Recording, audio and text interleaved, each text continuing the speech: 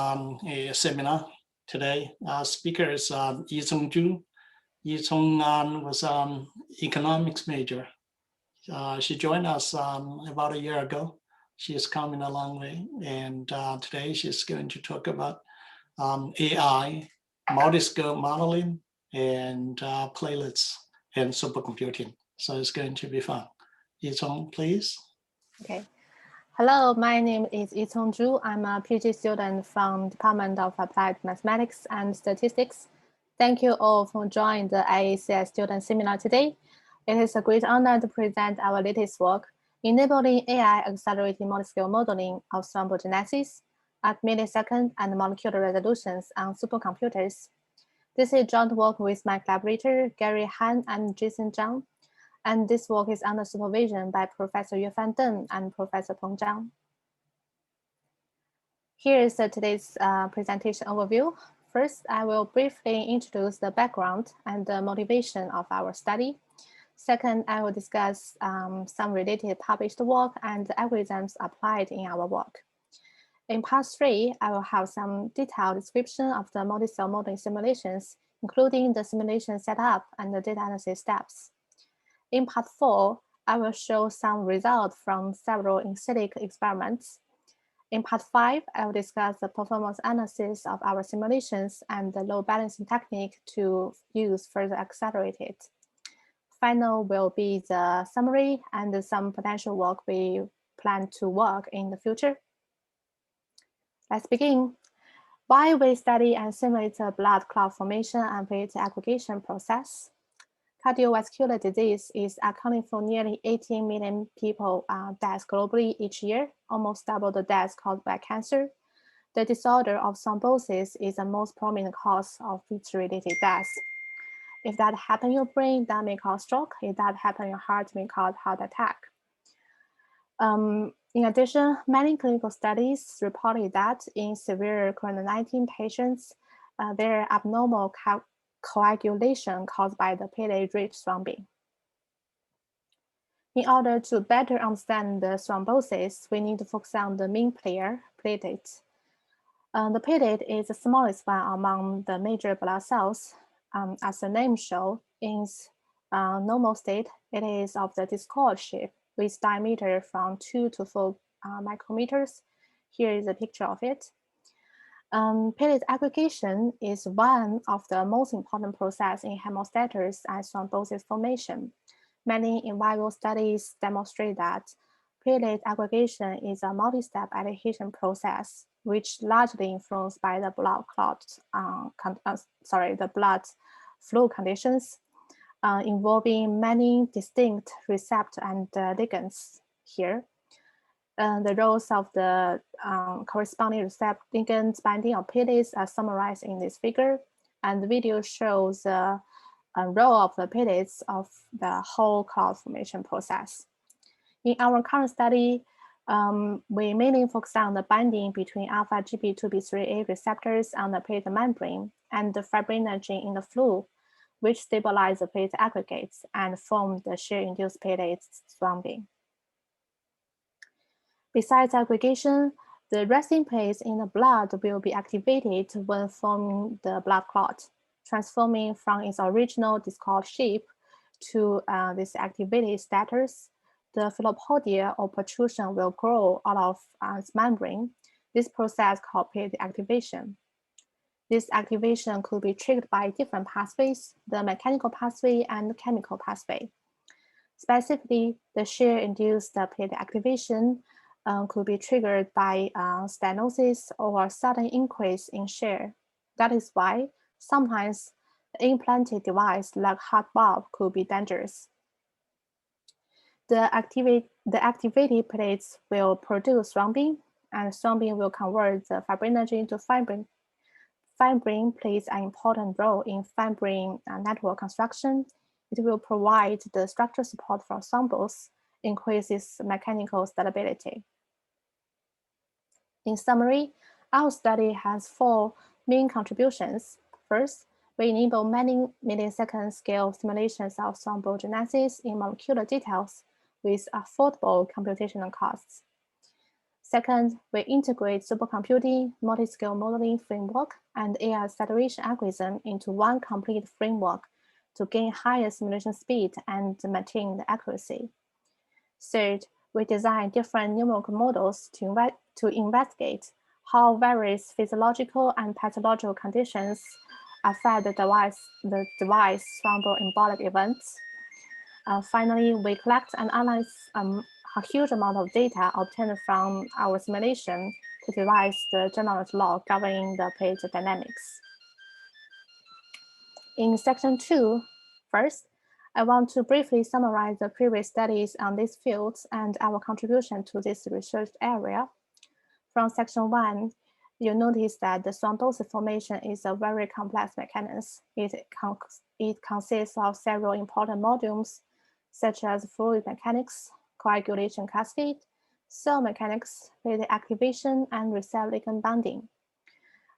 These different spatial and temporal scales of these fundamental modules require researchers to develop the multiscale modeling computational methods. In recent decades, many related computational studies on thrombosis were introduced.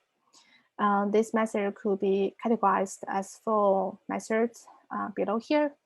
In some studies, some integrated work combined those above methods was also development. However, in these studies, the continuum methods failed to capture the binding phenomenon in molecular level, while the all-item molecular dynamics focus on the local phenomenon in nanoscale. The computational capability of such molecular simulation is hard to capture the whole platelet interactions, and the aggregation process we are currently interested in which require a longer simulation time. So our group developed the multiscale modeling framework that integrates the DPD and the CGMB methods to model the dynamic of platelets in shear blood flow. The DPD method simulates the hydrodynamics in the blood vessel at the mesoscopic scale, and CGMD method describes the individual platelets at the microscopic scale. Then a hybrid force field is introduced to capture the spatial interface between platelet membrane and the fluid system. Moreover, another force field was developed to model the alpha GB2B3A and the fibrinogen recirculating bonds between the different platelets. All of these force fields was validated with in vitro experiments in our previous study, and this demonstrating the accuracy of our current work. Then we introduced the AI to further accelerate our simulation, considering the large scale of our current experiments. The idea is, in order to overcome the possible redundant computations caused by the conventional STS, standard time-stepping algorithm, one of my collaborators, Gary, published a data-driven AI-MTS algorithm to boost the simulation performance. That is, an optimal delta T will be predicted by the AI inference pipeline on the fly and carried back to the multiscale modeling simulator. It has accelerated the traditional STS algorithm by around 4,000 times, while preserving the accuracy to above 97%. Specifically, we have 2 biologic components in our system, the fluid and the platelet.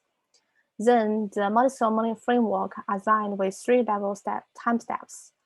2 static delta T are applied to the fluid and the fluid platelet interface, while the variable delta T, the dynamic one, are used to the platelets, and this is determined by the AI-MTS on the fly. The table 1 shows an overview of this algorithm and how we import the integration of the AI interface for platelet timestep sizes regulation. And this figure shows the AI-MTS workflow. So for each simulation step, for each particles, we update its position, the velocity, and calculate the force on it. Then we calculate the platelet physical properties measures. After import this original data, we use two-stage de-anosing method to clean them, the moving average and vividly transform. Then we use the autoencoder to extract the latent feature. Using this latent feature, we'll able to predict the optimal delta T here, and we'll put it back to our simulator. Okay, here is section 3, multiscale modeling simulations. After prepare the weapons, we are ready to start the in silico experiments effectively. By using the multiscale modeling framework, we are able to improve the modeling efficiency. By applying the AI-MTS algorithm, we are able to improve the simulating efficiency. So for the first time, we successfully simulated and analyzed a series of in silico experiments at the molecular level. We designed 4 different size experiments, and mainly focus on 3 conditions that may influence the aggregation and the blood clot formation process. First, blood clot size, which is the number of the platelets in the system. 2, stiffness of the platelet membrane, also known as the platelet deformability. Third, the blood flow conditions, which is the shear stress of the viscous flow. If we look at the picture here, the M represents the number of flowing platelets, and N represents the number of aggregate platelets. From top to bottom, we extend our experiment size and try to reflect the more realistic representations of the red blood vessel environment, the real blood vessel environment. Sorry. The left panel summarizes how we apply different flow shear conditions and platelet deformability in our current simulation. Here is the detailed simulation setup of experimental 3+3 and experimental 3+4, the 2 middle-sized experiments. Each platelet has 3 parts, the bilayer membrane, the cytoskeleton, which maintains the discoid shape of the platelets, and the cytoplasma filled this inside. For the 2 systems, both of them have around 6 million particles. And table 2 explains the 6 experiments currently running on supercomputers. For experimental 1 and 2, we treat each platelet as rigid body and put them in the high shear stress environment. For experiments 3 and 4, we release the rigid body constraints on the platelets inside. And for experiments 5 and 6, we decrease the flow shear stress from 150 to 15. This physiological flow conditions could be served as a control group to the previous physiologic ones. From top to bottom, the experiments require more and more simulating time. And specifically for each experiment we described above, we need to finish 3 simulation stages. First, warm-up contact area. We let the aggregated platelets fully compacted with each other, governed by the corresponding force field. And stage 2, warm-up fluid particles. We add the x direction force on all fluid particles to produce the typical viscous flow, the perspire flow, in our micro box to simulate the actual blood environment in human body. And third and final stage will be the production run, which enable us to capture the integrated phenomenon, platelet flowing, flipping, aggregating in one run, and we'll observe some meaningful and interesting phenomena here. Currently, we are making efforts to extend our model size and simulate the platelet-mediated blood clotting with nearly 100 million particles in a microchannel. The periodical boundaries are applied in the X and Y directions. Here are the 17 flowing platelets inside the microchannel and 180 aggregate platelets. Each of 90 aggregate platelets form an adherent blood clot on the blood vessel wall. 2 blood clots with 7 micrometer narrow the channel and form a stenosis. 3 separate regions of the whole system will be analyzed independently later. The region 1 upstream, region 2 stenosis, and region 3 downstream. We will go back to discuss the plot later. After finish the simulation setup and conducting them on the supercomputers, in order to fully analyze the platelet aggregation and blood clot formation phenomenon, we keep collecting huge amount of data of dynamics and mechanics characteristics every day. Specifically, for dynamic characteristics, we collect the platelet trajectory, the movement of platelets flipping and flowing, the receptor ligand dynamic binding, the flow dynamic in stenosis. For mechanical characteristics, we collect the stress mapping on platelet membrane, the contact area between platelets, and the aggregation force. In order to quantify and interpret this huge amount of data, specialized measures and data analysis methods are applied correspondingly. When prepare the meaningful measures, we need to convert the tensor into scalar value for each particle. These are the equations we apply to calculate the stress magnitude and the velocity magnitude. However, the scalar value we get only reflects the instantaneous fluctuation. It is not adequate to use them directly. So we also need to apply the time average and the spatial average to prepare the information we need later. And step 3, we need to use the data to deliver significant results. Actually, the predictive capability of our model provides insight into the mechanical transduction, bond formation of the platelets to the fluid-induced stress, and the mechanics of the platelet activation and thrombosis genesis. Here is a short videos showing during the warm stage 1, how contact area will be influenced by the platelet stiffness. The first case, deformable 3+4. You could see the discourse shape of the platelet slightly adjusted, and then the contact area keep growing through time. The second case, rigid 3+4. The platelet slide a little bit and quickly reach its equivalent state. And the third case is rigid 3+3. This one showed very similar phenomenon to the previous one. Here is a direct comparison between the two situations. From the picture, the percentage of the contacted particles of the deformable case is larger than the corresponding rigid case. Specifically for the platelet 6, which is a platelet in the middle position. We have the two pictures. The right part, which is represent the contact area. In the deformable case, it is much larger than the rigid one. Due to the lower contact area and the lower rate of bond formation, the rigid platelets have a lower order of attachment and are more likely to form a transit aggregation under the shear flows. Here are two short videos of experiment 3+3 and example 3+4, showing each platelet trajectory with rigid body in high shear stress condition. For experiment 3+3, the flowing platelets first approaching the blood clot and then climb up and slide down. However, for the experiment 3+4, when the platelets approach the bigger aggregates, they experience a larger deceleration here.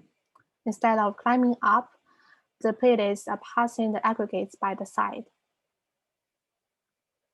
This platelet dynamic plot also shows the same phenomenon. The color on the platelet membrane indicated the velocity magnitude of the particles. If you look at the picture for the experiment 3+4, at 500 microseconds, the dark blue color represents a sharper deceleration. And apparently, this experiment 3+4 requires longer simulating time than the previous case. Here is a plot showing the flowing platelets translocation and rotation. Section A and section B is the translational speed and angular speed for each flowing platelets. If we look at the section C, for platelet 1 at 1000 microseconds, it is finish up the climbing up and start to turn around. The red arrows represent the velocity on the platelet membrane particles.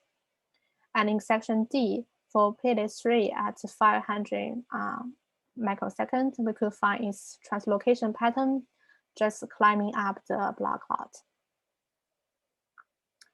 Besides the platelet dynamics, we also interested in the platelet mechanics, how platelets are dynamically influenced by the blood flow through the mechanical transduction. After temporal and spatial average, the stress magnitude mapping on the platelet membranes are presented here. We could observe that for all platelets, they have the high stress balls on its peripheral region compared to the center part. This is evidence that how platelet membrane respond to the hemodynamic stresses, and this phenomenon may be the trigger of platelet activation, which is worth future study here. We could also study the fluid platelet interface details at molecular level. Here's a picture of the fluid dynamics. Compare the upper side and the lower side of the simulation box. We notice that the blood flow shows different pattern depends on the Y, the height. On the bottom side, the flow velocity file is largely disturbed by the adhered platelets. And in return, the disturbed flow also affect the platelet dynamics correspondingly. That is, the flowing platelets is driven by the flow, and you could predict it will first climb up and then slide down on the back of the clot.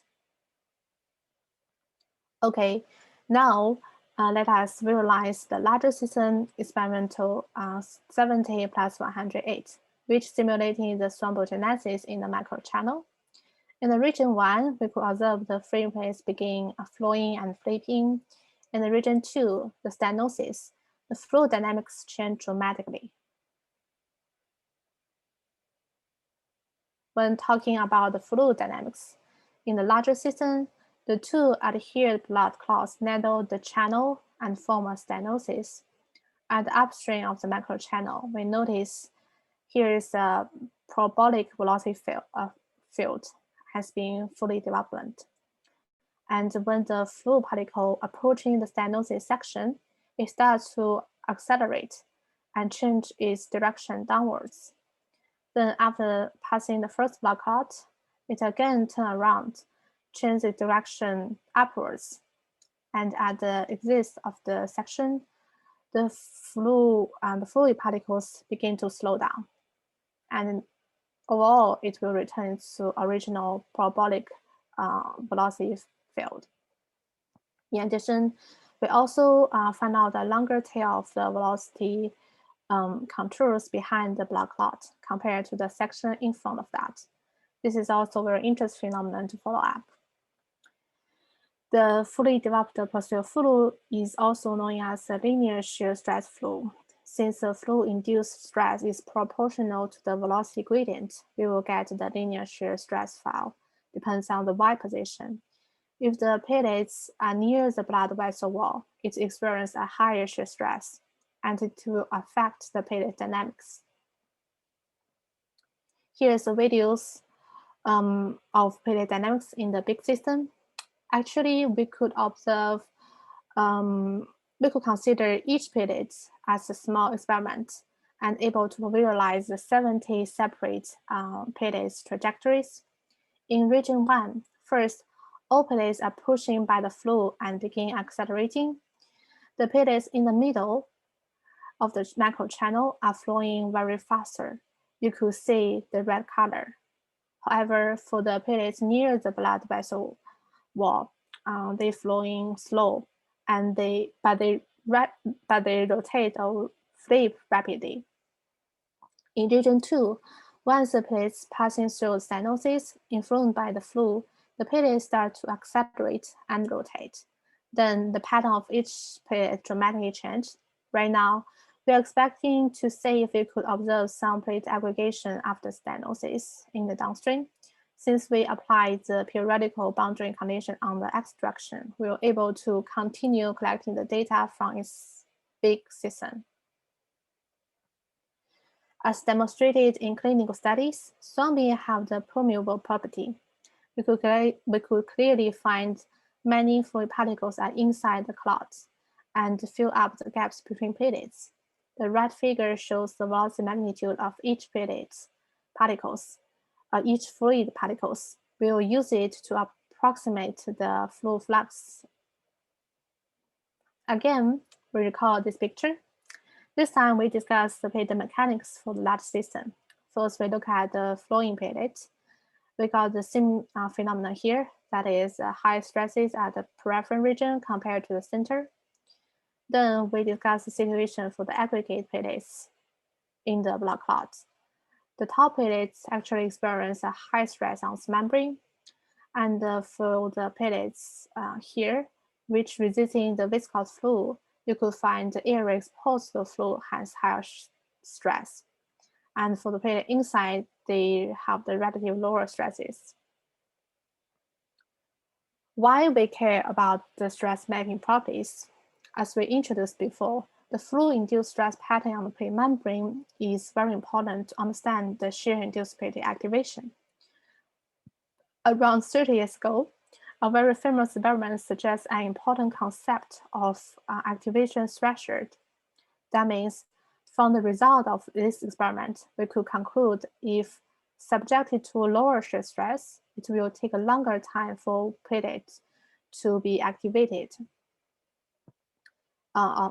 So this line means above this line, the platelet will be activated, otherwise not. So the accumulated stress on the platelet, which is the integration of the fluid-induced stress over exposure time, actually is the main determinant of the platelet activation. You could consider that the platelets are actually memorizing the stress they experience. The picture shows a 3D platelet model we developed, and this describes the dynamic of the phyllopodial formation during the shear-induced platelet activation. So back to our simulation. Since we could collect the stress data from each frame, each time step, we could use that and try to understand the stress distribution on platelets over the time. Then we could collect the accumulated stress experienced by platelets, which is the main factor related to platelet activation. So, which conditions affect stress distribution on platelet membrane? For free platelets, we want to compare the stress on the peripheral region and the center region, and we want to answer how Y position affect the stress distribution. And the picture below defines the center and the peripheral regions we use in the later analysis. When we say the center, we mean the top and the bottom here along the edge of the platelet. In addition, for the platelet in thrombosis, besides these two problems, we also want to find that the stress pattern different for the platelets who facing the upstream versus the stress of the platelet who facing downstream. To study that, we choose two example platelets. Platelet 130, this one is located near the blood vessel wall. And platelet 136, this one is located in the middle of the microchannel. From the video, you could see for each platelet, the stress on its peripheral region is larger than the center region.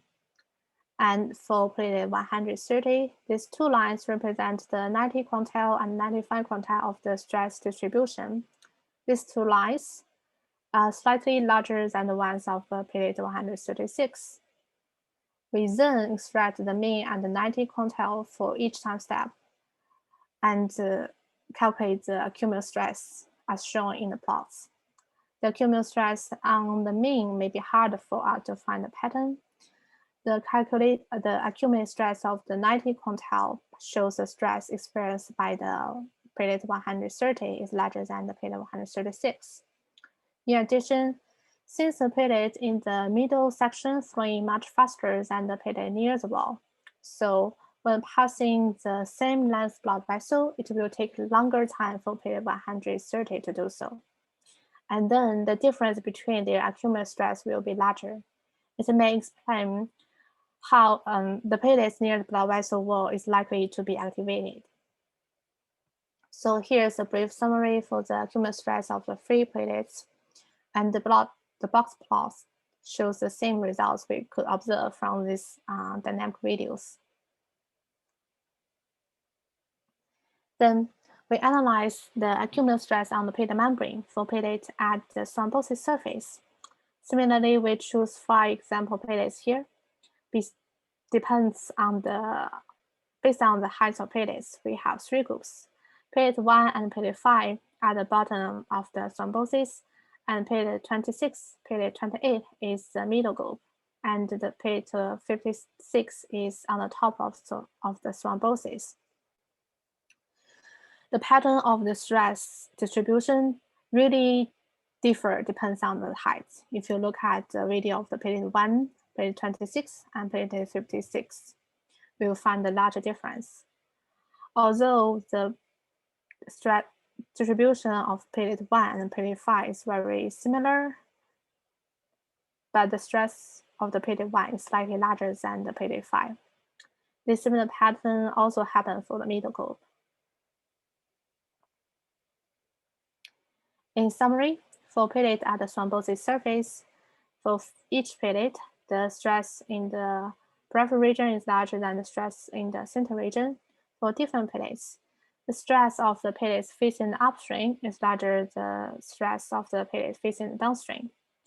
And for each platelet at the different heights in thrombosis, the stress different patterns really matters, are different.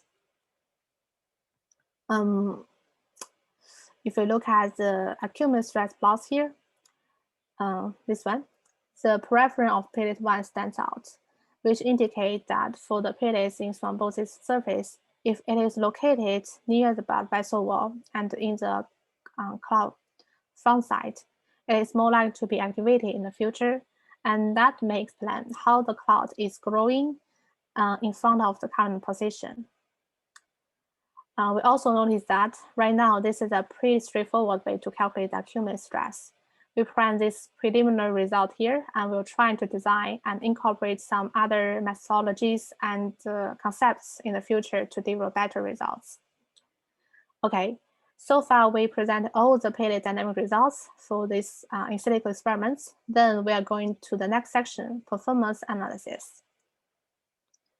We perform strong scalability tests on experiment 3+3, scaling from 4 to 192 nodes on two supercomputers. The two tables summarize the overview of the two supercomputers. For AMOS, the system contains 252 compute nodes, figured with 2 power 9 processors and 6 V100 GPUs. Each processor has 20 cores with 4 hardware threads per core, running with 256 gigabyte memory. For each GPU, it has 32 gigabyte memory.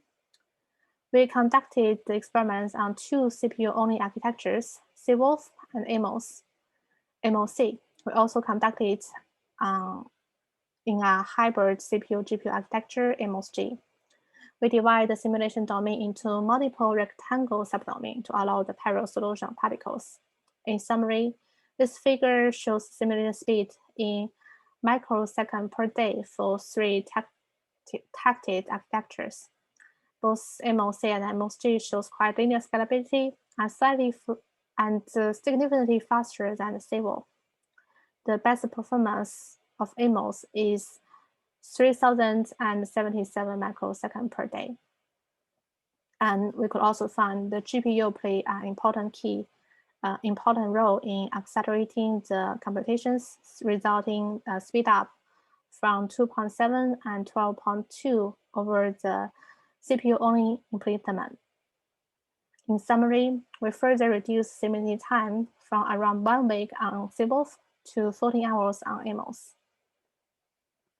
In order to better understand scalability test results, the simulation timing results are analyzed through 5 major categories, as defined in the table: periods for no-bounded force calculation, bounded for bounded force computations, enable for name-less construction, communication for inter-processor communications, and modify for time integration computations. In CPU-only system, the enable this construction, the gray one, and the integration computation, the yellow one, together costs 90% of the simulation time. As we said, GPUs play an important role in accelerating the computations. The no-bounded pair force calculation are carried on GPUs right now. In addition, since the nebulous construction occupies a lot of computing time on CPU, so we put it on GPUs to further accelerate our simulation. GPU uses multi-thread to construct the nebulous in parallel. So for the hybrid system, modify still dominate the simulating time, while the pair measures the GPU operating time, including the nebulous construction and no-bounded force calculation. As a result, pair and modify together consume over 90% simulating time. In addition, the space domain computation is applied in our simulation experiments. It requires each node to communicate with its 6 closest neighbors.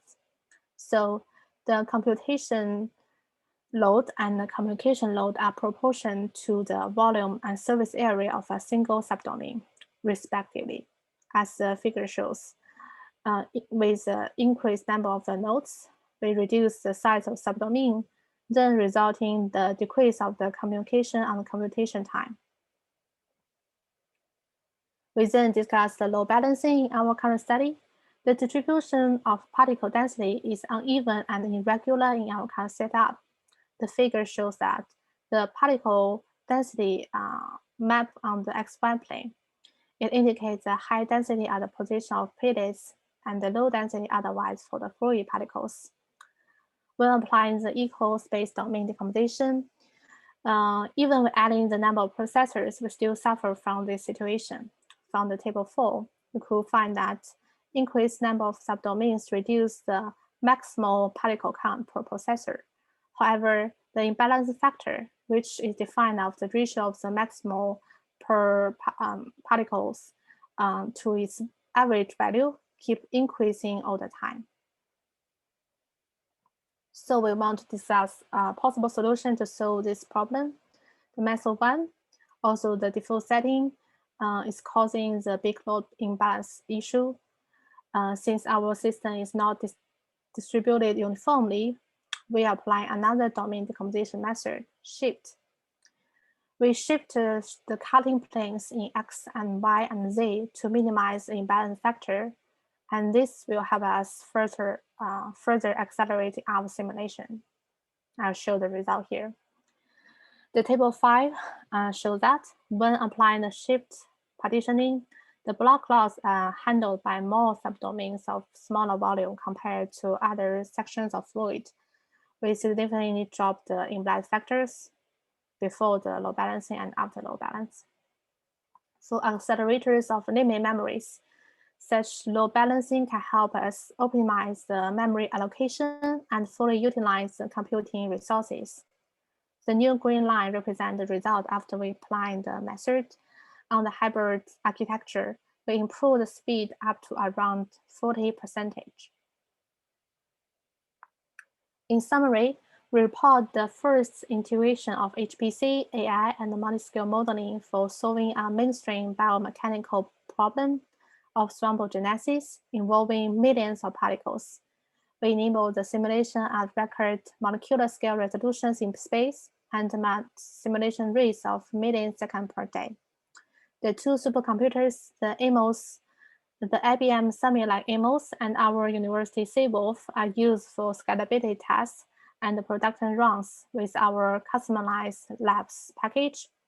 Overall, the whole project is a grand challenger which required domain knowledge and electrical efforts, including applied mathematics, computer science, physiology, and biology. To model such a complex biological system, a series of studies were conducted to the validated force field, and we integrate them here. In addition, the study also requires a lot of engineering work to successfully load our simulation on heterogeneous computer architectures. We need to boost our simulation speed without sacrifice the molecular details for studying platelet dynamics. In the final, I will briefly introduce the work we will plan to conduct in the near future. To accelerate the simulation speed, first, adaptive domain decomposition is required. This new method will effectively balance the particle count for each subdomain. Since our model is dynamic, so the adaptive way of task mapping is required.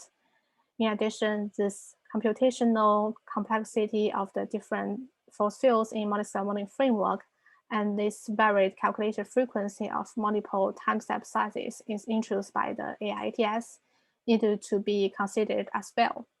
So the table below summarizes the complex problem we are facing. Second will be the CPU multi-threading. Currently, we are updating the LAMS package to optimize the intro node communication and also accelerate the integration computation on CPUs by multi-threading. To add more, we will further extend our current simulation setup by putting fabric networks into it. So we propose the new onion model. The core section is in the model is less permeable than the outer layer. It will filled with the densely packed fibrins and activated platelets. The most outer layer will called shear. The shear layer platelets are resisting the shear blood flows and thus receiving the higher flow induced stress than the inner layer platelets. From this more realistic model, we could collect plenty of data from different scales and from different components. By applying data analysis method, we are expecting to learn more interesting phenomena here. We also want to apply the machine learning method to learn the integrating potential between platelets. Right now, for platelet induction, we use particle-based force field and calculate each pair of particles of the two ellipsoid body. It really consumes a lot of computing time. We want to find if there exists an integrated plate potential to accelerate our current model. Here is the potential equation we propose. The first fact is form factor correction, and then the production term of the chi12 and eta12 is the orientation and the relative position dependent part. And the second factor reflects the particle-to-particle interaction. In our study, we'll use the multiscale model simulation results as a ground truth. We will use a neural network similar to the physically informed neural network to solve this data-driven discovery of equation problems and infer the unknown parameters in the new equations. We also think this work could be further extended to other particle-to-particle force field. This work is supported by the Sony IBM project IPDynamo. And the simulation work is executed on the IBM supercomputer Immerse and our university cluster, CWolf. This is a reference I'm used for this study. This is all my presentation, and I want to thank all my collaborators and my advisor who help me and support me all the time. Without the group work, this study will never happen. And I want to thank you all for joining my presentation today. Please feel free to ask me questions. Thank you. Yes, Owen. Thank you, Yicong. Are there any questions? Yeah, I think I have some. I'm not sure. Do you have any questions here? Yeah, I have a couple. So, I mean, really nice presentation, nice, very elegant mix of HPC and math, and I especially like some of the visualizations. I didn't understand quite how you did it. So, but I guess on the math side, the underlying time evolution to which you essentially multi-scaled in several different ways, it seems it starts off with a symplectic integrator, which is presumably important for some of the properties you want to compute. But as you go through the multi-scaling, can you preserve, at least in some sense, that symplectic property? So let me show some appendix result here. This is some results even we're using the multiscale modeling, so and apply the AI matrix algorithm. Since we introduce a different time step for different components, this is quite concerned that if we could actually observe the accuracy results. So if you could see here, if we compare the flu file and also the platelet file, they look pretty good. Actually, the accuracy is up to 97%. So, and for each force field that we development, we also compare with in vitro experiments. That's how we could also guarantee the accuracy of our simulation in this way. But the question is, a short answer is no. We have to survive somewhere to study some macroscopically agreeable a phenomena from calculation. At this point, there's a symplectic or reversibility. These computational chemists and dream about got lost in this computational biology community. Someday we'll have to get back to see if it is recoverable. Right, very helpful, thank you. And on the HPC side, if I understand correctly, a lot of this work is being done with lamps. Is that's correct? You mentioned that. And so how do you handle the data distribution in that? I mean, you use the load balancing to get a big speed up. How did you go about doing that? So basically we need to change the code of the LAMP package. So we're doing the engineer work, and so you need to rewrite how we, for example, the CPU, the multi-threading we are working on. I think Gary is like reorder and write some loop to make things happen. So you and also, yeah, Fortran or C++ or CUDA or something to do that. Yes, actually, I think I have some information here. Yes, we use C++ and CUDA for the GPU version, and we also need to change to write the new force field by our own to make it happen. Yeah, it's not embedded in the labs. We need to produce our work. Yeah, so this is the environment. Yeah, on the there are multiple groups in IACS and also on campus using lamps. I mean, you could have an on-campus lamps user group, and you'd have quite a few people, I think. Yeah, that would be indeed very hopeful, Robert. Just like this whole teamwork. The most important person in this is Gary Han, who I hope will have a chance to give a talk here. He did most of the implementation. In addition to, we basically tealed a lamps apart to those a classical parallel computing things. We have to do this machine learning to change the time scales, and that's also integrated into that. You need to learn the delta t's at different region at different time. So that you have to collect data to learn and then predict for next 1,000 steps rounds. So there's a great idea to join the campus lamp user group here. Good. Okay. Thank you. Can I have a question? Sure. So first of all, thanks for the presentation. It was very nice. Thank you. Wanted to ask if I understood it correctly. Each of these platelets is made of subparticles. Is that correct? And so all this big setup is we use actually the separate particles inside, but we have different types, like the fluid particles, the platelet particles. Actually, we have like 40 different types of particles to compose such a platelet model. Yeah. Okay, and which kind of interaction force model are you using when they are colliding, or are they actually colliding? Is that possible? The platelet tails? Yes, so we use different force fields assigned to different components. So for fluid, we use DPD, which is a high level, and for platelet, because it's like a very elegant model, so we need to, we actually incorporate the CGMD for the, or even like in a microscopic scale. So this force field is carefully designed, and we prove that it's work in our previous study by compare with in vitro experiments, and also running our previous simulation separately. For example, we have some small model of the one plate, a single plate in the posterior fluid to see if we get the correct results.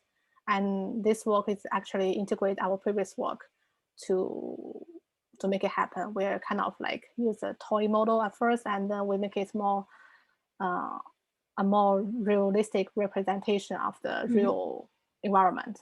Yeah. Okay, thanks. And could particles, when they hit the stenosis, is there a cohesive force and they can get attached to it so that the stenosis grows?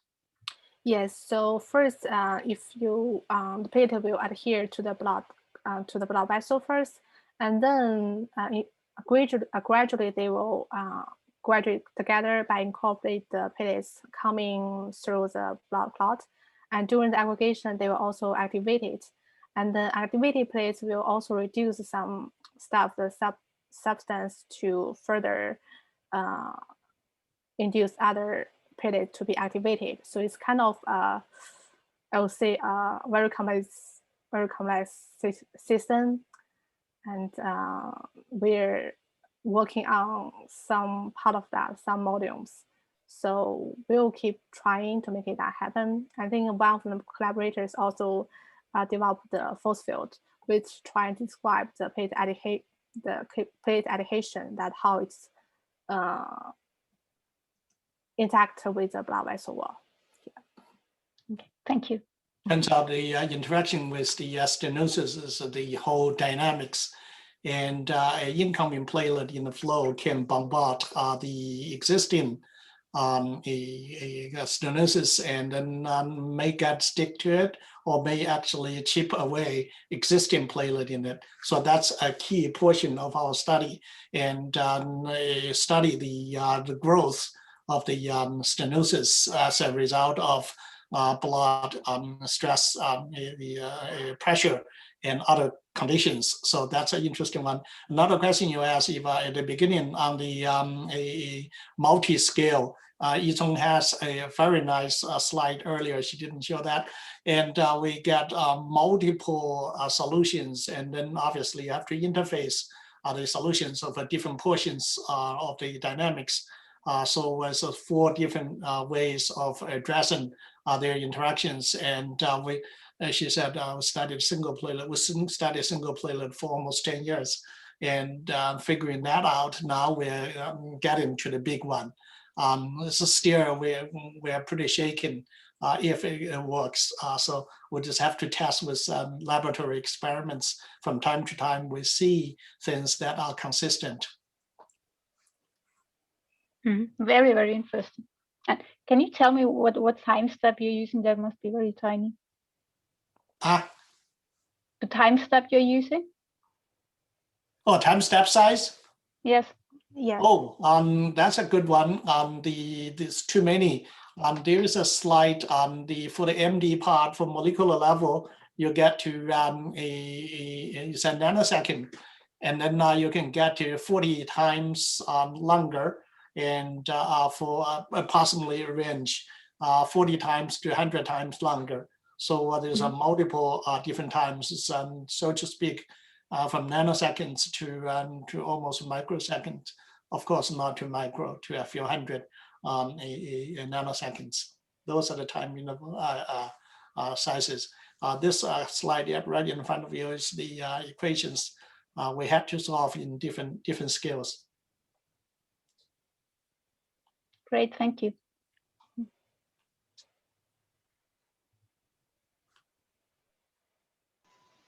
More questions, comments for Yicong? Yicong, your answer. Yes. Yeah. No? No more questions? All right. Robert, looks like you want to say something? No, I just wanted to thank Yicong and also yourself. So thank you, Yicong, for another great talk. Thank you very much. Thank you. Thank you for giving the opportunity. Yeah. Yeah. With your permission, Chelsea, we end the seminar. Yeah, great job. Thank you so much.